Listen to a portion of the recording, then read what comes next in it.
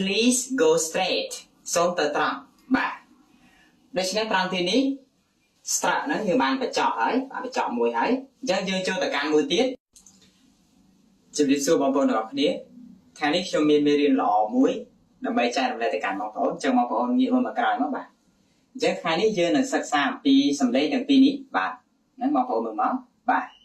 អញ្ចឹងក៏មកអង្គយូរយើងចូលទៅសិក្សាមួយតែម្ដងណាតោះបាទអញ្ចឹងដំបូងហើយយើងជ្រើសរើសយកមួយសិនបាទកន្លែងនេះយើងអានថា struck បាទ struck អញ្ចឹងយើងថា struck បានដំបូងហើយបងប្អូនរកសម្លេងនេះសម្លេងរបស់ S សម្លេងរបស់ T សម្លេងរបស់ R នេះអញ្ចឹងយើងរកសម្លេងបានហើយទើបយើងយកសម្លេងទាំង3ហ្នឹងទៅប្រកបចូលគ្នាហ្មងចាំមើលណាសថរៈ struck សថរៈ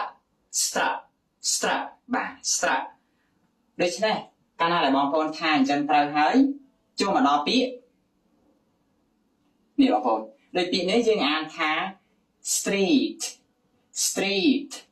struck ដាក់ស្រៈ e និងថា street ឃើញទេ street ប្រែថាផ្លូវមកពាក្យទី2សថរៈ struck អង strong ប្រែថាខ្លាំង you are so strong អ្នកពិតជាខ្លាំងណាស់ណាបាទ strong បាទចូលមកដល់ពាក្យទី3យើងអានថា strange សថរៈ struck អេណា strange ប្រែថាប្លែកបាទប្លែកទីនេះចង់សំដៅថាអ្នកមើលទៅដូចប្លែកណា you are so strange អ្នកមើលទៅដូចប្លែកលក្ខណៈប្លែកហ្នឹងបានតែប្លែកខុសពីគេអញ្ចឹងណាបាទ strange អញ្ចឹងយើងចូលមកមើលពាក្យបន្តទៀតនេះពាក្យនេះយើងអានថា straight សថរៈ struck អេថា straight ប្រែថាត្រង់បាទ please go straight សូមទៅត្រង់បាទដូច្នេះត្រង់ទីនេះស្រៈហ្នឹងយើងបានបញ្ចប់ហើយបានបញ្ចប់មួយហើយអញ្ចឹងយើងចូលទៅកាន់មួយទៀតគឺមកដល់ scrap បាទ scrap អញ្ចឹងទីនេះក៏បងប្អូនត្រូវរកសលេងដូចមុនដែរណាសខរៈ scrap តោះ scrap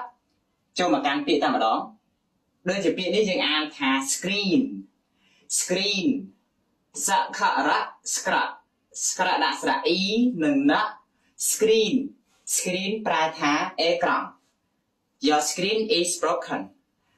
អេក្រង់របស់អ្នកបែកហើយបាទ screen ណា screen ប្រែថាអេក្រង់តោះមួយទៀតយើងអានថា scroll សខរៈ scrap អូឡា scroll ប្រែថាអូបាទ I scroll Facebook every day ខ្ញុំអស់ Facebook រាល់ថ្ងៃបាទទីហោណាបាទ scroll ពាក្យបន្តទៀត screw scrap screw បាទ EW នេះ U ណាបាទ screw ប្រែថា wish បាទ wish នេះគឺសំដៅដល់ wish ដែលយើងបាញ់ចុះជាងចុះអីហ្នឹងបងប្អូនហ្នឹងគេហៅ screw អង់គ្លេសណាតោះមួយទៀតយើងអានថា scrap សខរៈ scrap អប scrap បាទ scrap ប្រែថាជូតបាទ I scrap the floor ខ្ញុំជូតការ៉ូបាទហ្នឹងបើនិយាយពីការជូតការ៉ូអីណាហ្នឹងហើយតែបើនិយាយអំពីការដុសខាត់ស្បែកអីកន្លែងហ្នឹងគេប្រែថាដុសខាត់វិញប្រែថាដុសខាត់ប្រែថាអីហ្នឹងណាបាទអញ្ចឹងទីនេះ scrap ប្រែថាជូតបាទដូច្នេះបងប្អូនថ្ងៃនេះយើងសិក្សាអំពី struck និង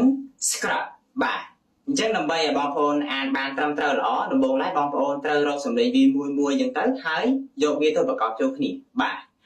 ដូច្នេះនៅក្នុងវីដេអូនេះយើងជួបគ្នាប៉ុណ្ណេះហើយបើសិនជាបងប្អូនចាប់អារម្មណ៍វគ្គមូលដ្ឋានគ្រឹះបងប្អូនគ្រាន់តែ comment ពាក្យថា OK នៅខាងក្រោមវីដេអូបន្តមកទៀតនឹងទទួលបានព័ត៌មានសិក្សាជួបគ្នាវីដេអូក្រោយបើសិនជាបងប្អូនចង់ចេះស្រៈព្យញ្ជនៈ